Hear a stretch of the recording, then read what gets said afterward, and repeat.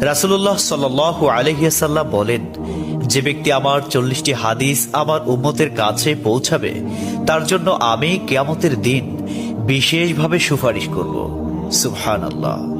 Number 2, মানুষের মধ্যে যারা মৃত্যুকে বেশি করে স্মরণ করে এবং তার জন্য প্রস্তুতি নেয় তারাই সবচেয়ে বুদ্ধিমান। নাম্বার 3, প্রত্যেক জিনিসের জাকাত আছে, আর দেহের জাকাত হচ্ছে রোজা। নাম্বার 4, যে তার সময় আল্লাহর জন্য ব্যয় করে না তার জন্য জীবন অপেক্ষা মৃত্যু শ্রেয়। নাম্বার 5, যারা সব সময় ইস্তিগফার তথা ক্ষমা প্রার্থনা করে তাদের সাথে উঠা বসা করুন, কেননা তাদের হৃদয় সবচেয়ে কোমল হয়।